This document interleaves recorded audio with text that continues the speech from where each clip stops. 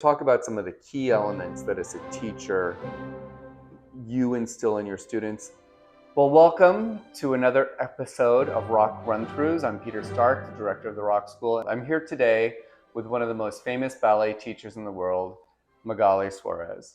And I don't say that based on my opinion, I say that based on fact. Magaly, to start, tell us some of the students that you have trained in your career. Some of the names. I'm going to start with Joan Boada because was honestly one of my favorite students.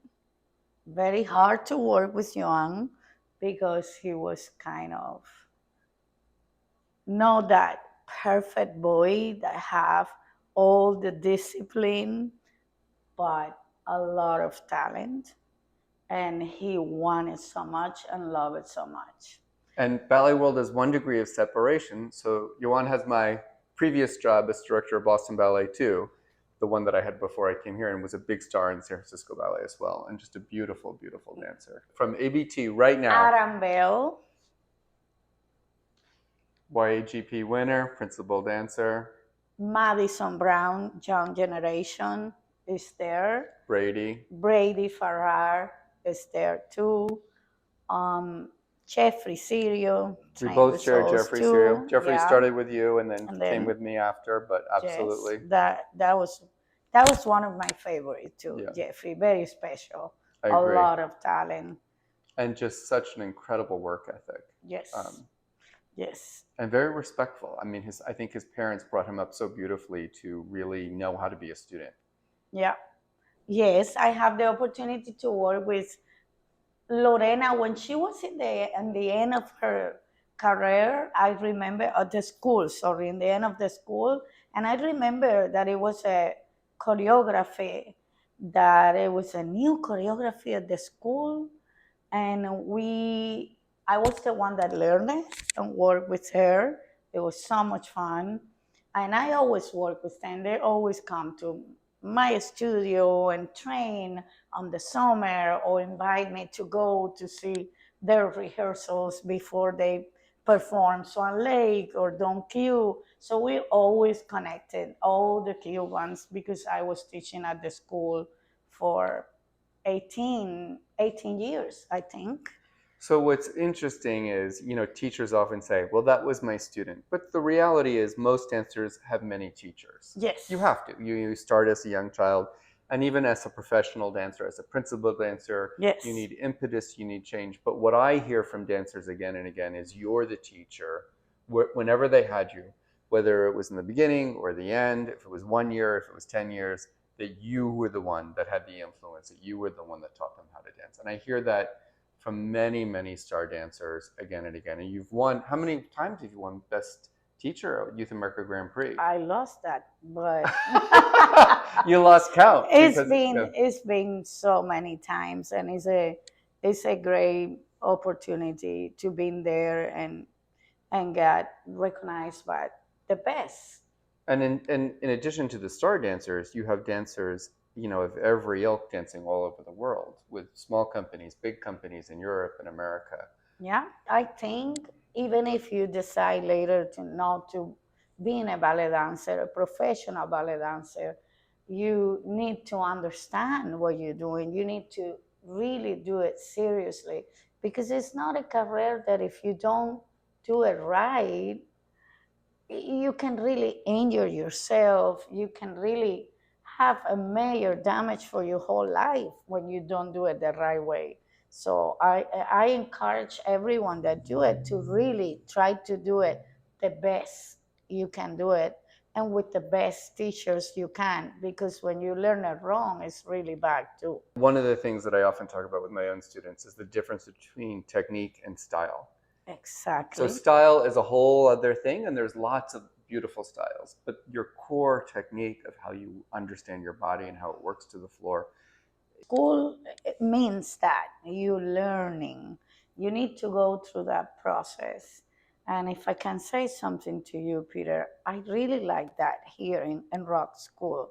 I really feel that the students here get that. from Natasha, from Telmo, from Justin, from you. Like, really, how's the tendu? How's the relevé? No, demi-plie has to be en dehors, and that's very important. The advantage of having a school with a company is that dancers can look to the company and learn by Yes. watching, and there's a step for them to go. But the advantage of having a school without a company is you can really roll up your sleeves and one by one train them. Yes. And because we're dealing with people, we're not dealing with objects. And one moves slower, one moves faster, one has to take the beginning class, one's ready to go to the next level. And in a bigger system, it's harder to make those adjustments. Yes, and that is something that I will say that the Cuban school, it's one of the characteristics of our school. We work the how you say it? Individual. Individual, Yeah. If, for example, Rolando Sarabia, which I didn't mention him, and it's for me, one of the best dancers in the world. When you have the opportunity to grab the individual dancer and work that person, even in a class where we have everyone, we go and work individual, each dancer with what they have, what they need. The class, when I enter into a class and I see what I have in the first combination, at this point I don't even need to do the first combination. When I see what I have around, I know already what I have to work. But you're also very humble and generous. And when I know that you've done this with your son, working with your students, and with Sarabia, that if you have somebody that has something to say, you will allow them to reach out to your student and help them. Because Yes. Jeffrey spoke, beautifully of you, but then also Sarabia, that how much he had learned from him while he was in because class he was at the same time with you. and taking class with Yeah. me. Yes, and also I personally think that a teacher that is still active dancing can give the students another thing. Yeah. Like they can see how they move, they can mark perfect for them. Absolutely. And that that is very important. And as a teacher, you need to know that it's always somebody that can give some good things to your students. And I think that's very important. I do not agree when they're little that they have to take classes with anybody. When they take in bass, it's one teacher taking that, and that's all they have to do. That's what I think is my opinion. And then when they have that bass and they have the body placement, the right position in the arms, they know how to be in turn out, the balance, the upper back, then they will learn very fast and they would be in a sponge, getting everything that anybody that comes to the studio gives to them. And what's interesting to me is that you have always been so generous acknowledging other teachers. I know that we're both fans of Marcia Del Weary, who has since passed away.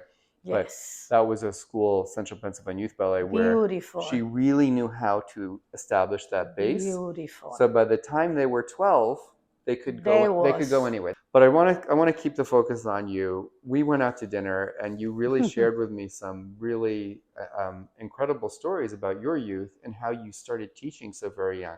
We're not going to say our age. I've already said that. We don't say the age. We just say a long time ago. No age. But you've been teaching for a lot of years. Well, I graduated from the school, and I was that kind of student that I was good. I was a good dancer. I loved character classes.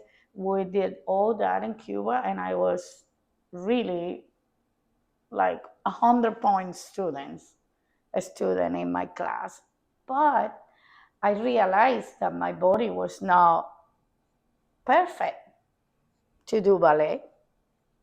And I decided and went and talked to my teachers and tell them, I want all of you to help me.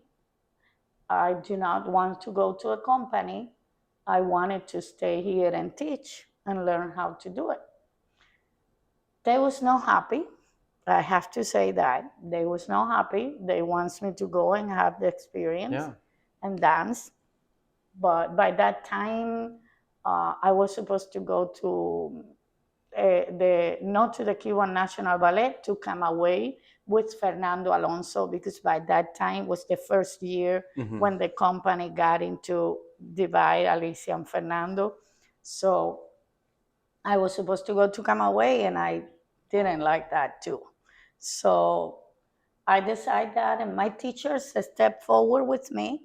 They have me for 3 years, I will say. Just you go with Loipa today, because Loipa was leaving. She's leaving in a month to any other country. She was still dancing. So I went to her class. She was like, no, sweetie, ties Leoter, go into my class and take it, because that's the only way when I leave, you're going to know how to teach my students.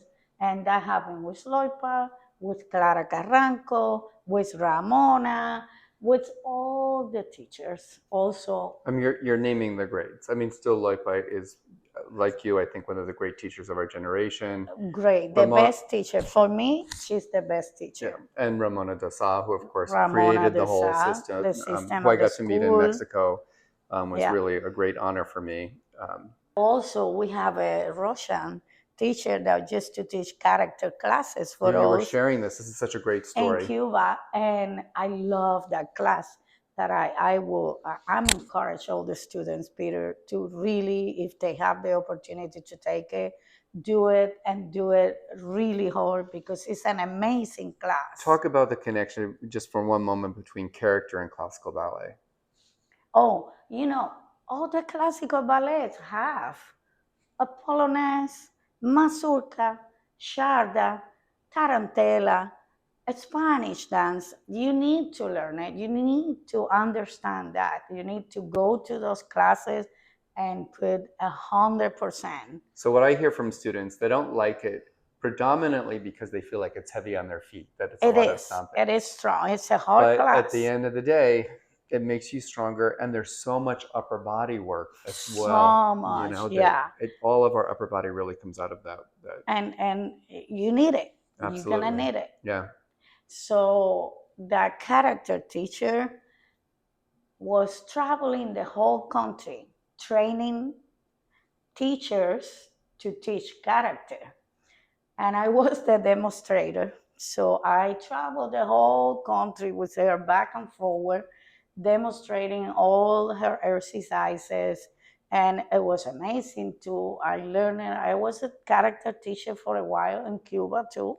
I did that. So really for 3 years, it was like a master's degree. You were just taking with teachers and assisting teachers. Like going to college. Yeah. But really, I feel like people think if I was a good dancer, I can be a good teacher. No.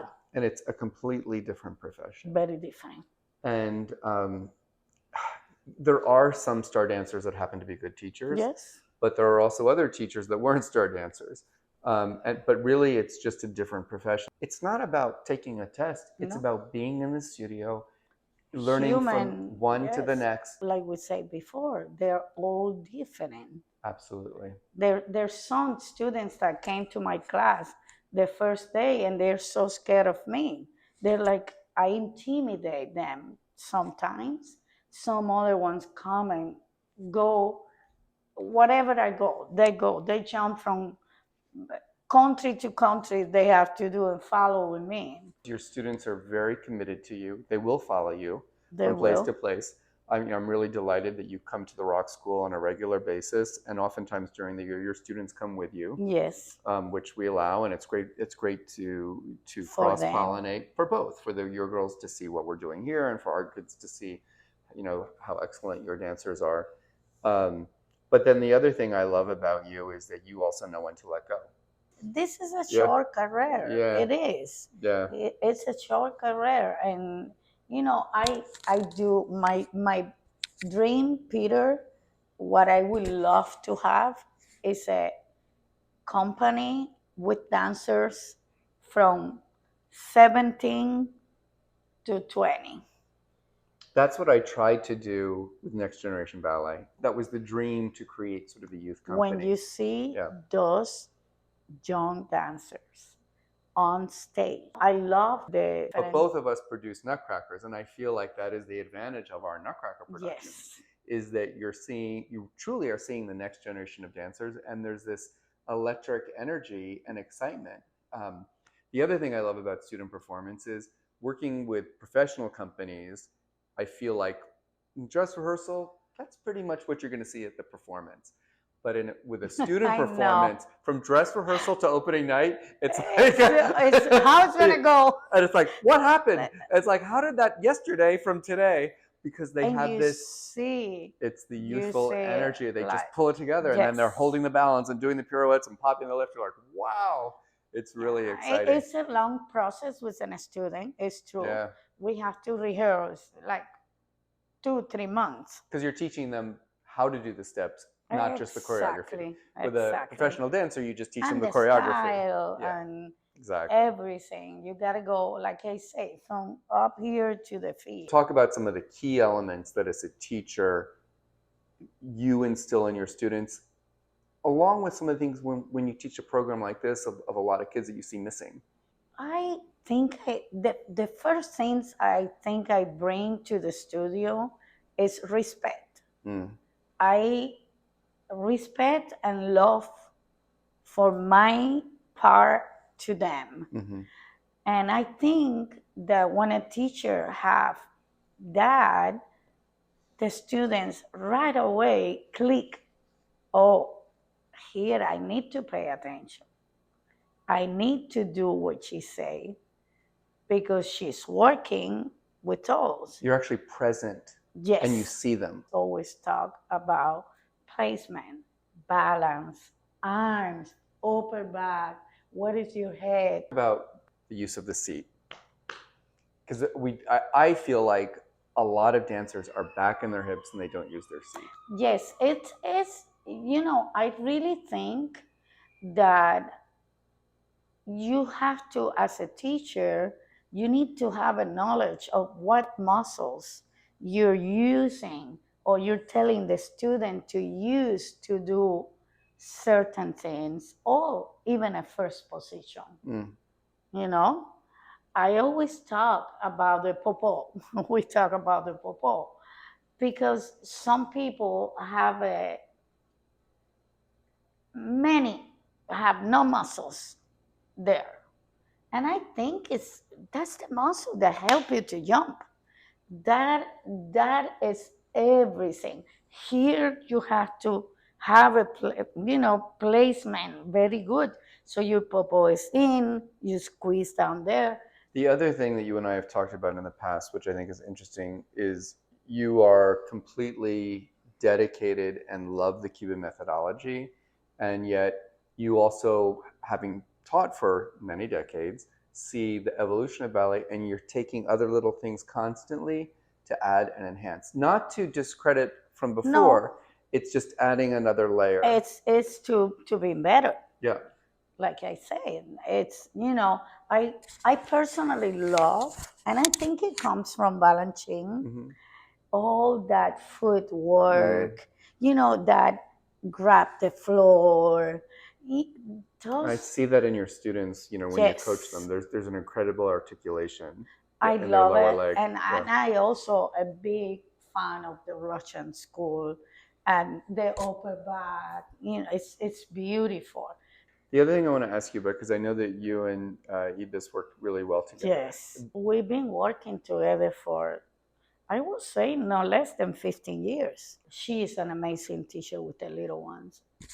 It's not that she cannot do the olders, not at all, but that base that I am talking about she is amazing. But it's also the knowing you and what you're looking for in terms of placement, and because we're building a muscle memory through repetition.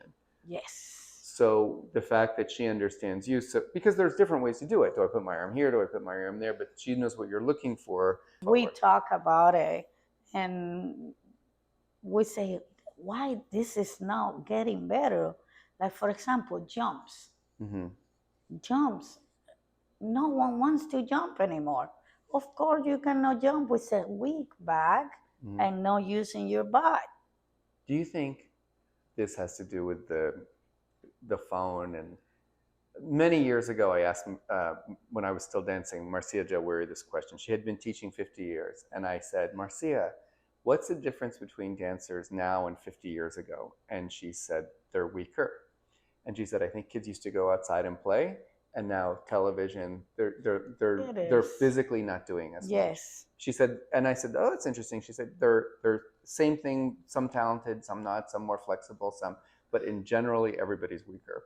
And that was already, that conversation must have been 30 years ago. So now here we are 30 years more with the computer and the phone. And I think it's right. I think it's right. Yeah. They finish, they go home, sit down with the phone and the computer. I remember my mother, I grew up near New York City, but I was not allowed to be in the house. When I came home from school, it was like out of the house.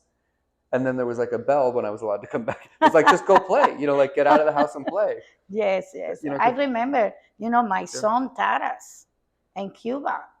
Another incredible dancer, a star dancer with San Francisco Ballet and all over the world. Yeah. But in Cuba, you have training. The end of the day, 2-hour physical preparation class before you go home. A lot of exercise to get stronger. And he's still very fit and very strong. Yes. Being a pape himself and your grandmother, which is exciting. Yeah, very exciting. Has being a grandmother changed your perspective on children at all? No. It's my grandson, of course, but I love all children. I also think you're known as this very strong teacher, but you're very quiet. I was a little more screaming. I have 2 surgeries on my vocal cords because I was screaming too much. Yeah. I always remember that when I started teaching, Fernando Alonso told me one day, you're going to have problems with your voice first.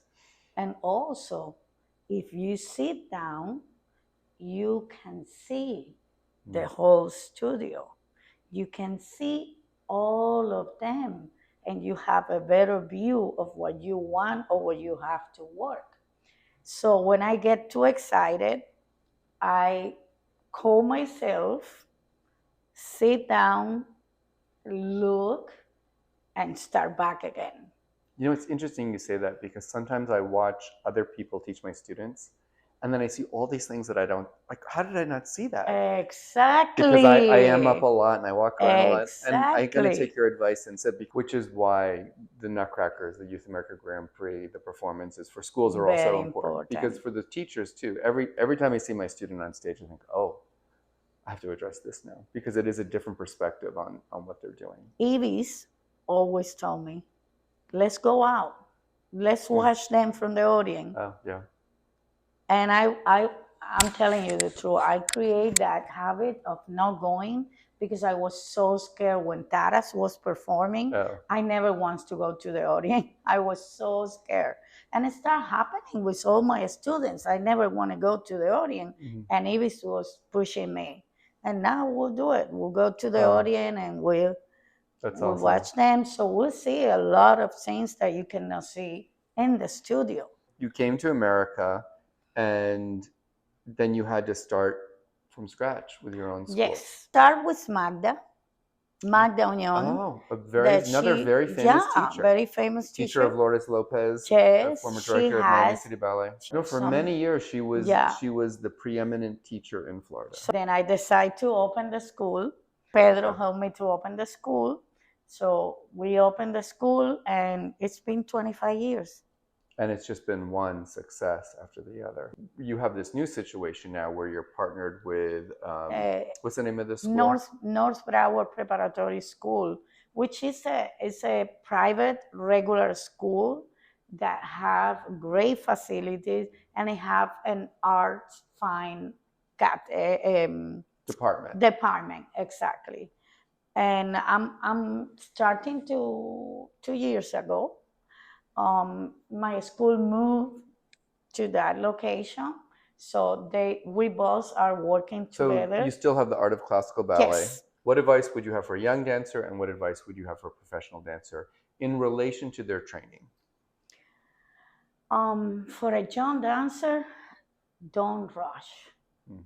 I'm asking the parents to try to not to rush your child. Don't rush the girls. They cannot be on point if the teacher is not want them, it doesn't want them to be on point. It's they're growing. It, it's really, really, really bad to go on point when you're growing. Hmm. It's a good, very good thing to listening to the teacher. They want to run before they walk. Yep. And ballet is not anything that you got born for it. You need to push your body to do everything turn out. And no one got born turn out. Everybody, And now, what about a senior dancer? I mean, a senior dancer, never stop taking a class. Those dancers that are very daily successful, class. they take class every single day. The other thing that I want to ask you about is competition. What advice would you have? Because you're a very successful coach. So I'm going to actually ask you a two-part question again. Advice for teachers in coaching their preparing their students, and then advices for students looking to compete. Peter, I never train my students to compete. That's a beautiful statement. I train my students to get jobs. And they do. And they can go and compete. It's true. And they can do good. Sometimes they win, sometimes they don't. But I never tell them you have to win. Mm. Because I think that the success of a teacher is not have a winner in the competition always. It's interesting because I know that I've judged competitions where you have won best teacher and your students have won first place, and at the awards you're not even there. That you felt like you were happy with how the student went. Exactly. You thought you had a good experience.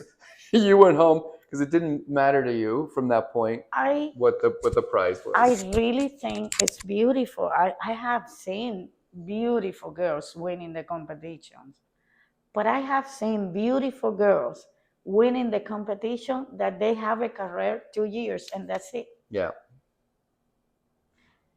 Because I go and I insist, class is very important. And think about it, when you do an audition for a company to get a job, you have to take a class. And the directors need to see that you have a great class. That's exactly right. And you know placement, arms, everything. Couldn't pick up choreography. Exactly, because you can do one variation for a whole year and for 2 years and for 3 years. I know people like that, and you get like a robot. That's something about competition. The training to compete is a little more, um, it's more like you gotta do it the same every day. So when you go on stage, that's what is gonna happen for too long. And that it does not letting you go to another scenes too sometimes. I want to also ask you about retraining. How do you approach that differently? How do you approach like a kid that comes to you with raw ability but has needs to learn the basics Everything after? like Yeah. all They already know how to dance well, Yeah. but they have to learn how to do that within a classical ballet context. You know why, Peter? I think, definitely think that that kind of dance gives them something that I really like it. They're coordinated, they're fearless. Yes. And they love it so much that when you get them, they're so fast. They get things so fast. And competition is good for that too. Oh yes. But to your point, we have to remind kids that that's a means to an end. It's not the goal. The goal, Exactly. competition is a step. It's not the goal. Exactly. Yeah. And like I say, usually all of them have very good abilities Yeah. to. The thing that it bothered me more with those kind of dancers is that they're so turning. They're trained, so their training is so turning that fix those Yeah. muscles. Yeah. It's they have that memory of going Yeah. in. And it starts And up here, and you said like inside, and it's yeah, it's they go complicated. through a lot of pain, by the way, Yeah. when they start working. It's interesting because Jeffrey really started an impeccable classical He's base, amazing. and then added the contemporary after. Amazing. But you would never know which came first because he's so Amazing. versatile and strong. So good. But also, as I said, the way he was raised. I mean, he's such a phenomenal young man. Actually, I think he's a father now too. And I don't have children of my own, but I feel like a grandparent because many of my students have kids of their own. And Yes. it's really beautiful to talk about ballet parents. Because you know what I have to say? Everybody says, oh, ballet parents. But I think I have learned to love ballet parents because I see that they have sacrificed so much for their kid. It is true. And they've also allowed their kid to pursue this very ephemeral art form that is not based on anything, and we don't make a lot of money. Exactly. Like even the most successful in our field don't make a lot of money. I mean, if they were to put that same energy into being a lawyer, a doctor, something else, their life would be totally different. And yet these parents have said, you know what, this is what you want to do, I'll do everything for you. However, they can push us. That was what I wanted. It's finding that line. I was going to start with that. I think they mean good. They do mean good. They want to know about it. They want to figure it out how to help. And I'm going to tell the parents, find the best teacher for your daughter or your son and trust the teacher. That's the best way. It takes time. Yeah. And any professional school, you have to study minimum 8 years. It was times that it was 9 years in Cuba, for example. So there's an author named Malcolm Gladwell, and he is a research scientist, and he wrote a book called Outliers of people that become successful, like, you know, whether they're a musician like the Beatles or, you know, a star hockey player. And he came up with the idea that to be an expert, it takes 10,000 hours, which is basically 10 years. You can 1,000 hours of training. Something. And also, a good dancer always have a teacher on behalf. Yeah. Always. Yeah. It has to be in that way. We'll see the professionals. I can see it when I come here. They come here to take classes, to be seen by you guys. They do it with me. They do it, you know, because it's important to have an eye, a good eye behind. Well, I want to tell you how honored I am that you come to the Rock School as our resident guest teacher. I think that you are truly one of the greatest teachers of our generation. And we do film some classes, and we're going to release some of those for people to see. I have a beautiful variation that you're training. And it's actually interesting to see you train students who are not yours and are not incredibly advanced, because you're giving a lot of information. So thank you for what you've done for this art form, and thank you for what you've done for the Rock School. And we look forward to having you back in a few months. Yes, thank you to you, Peter. Thank you so much for giving me the opportunity to come here. I really love it. I feel home every time I came here. Oh, we want you to feel and home. Your students are amazing, and the school, I can see every time I come, change for good. all the time. Yeah, I mean, like everything else, it takes time. Yeah. But we're heading in Yeah. the right direction. Yeah. Yeah. All right. Thank you. All right. You're welcome. Thanks for Peter. coming. You can smash the like button, follow us for more, and you can check out our social media channels, The Rock School, and we're on Facebook and Instagram, and Art of Classical Ballet also has social media channels, so you have to check out Magaly Suarez and Art of Classical Ballet. I follow them personally. And North Broward Preparatory School, that are my helpers. They help me so much. I know that that's also building every year to more and more and more. Yes. So, which is a great opportunity for young dancers, particularly who really want a sound academic education. Yes. Awesome. All right. Until next time. Thanks for checking in.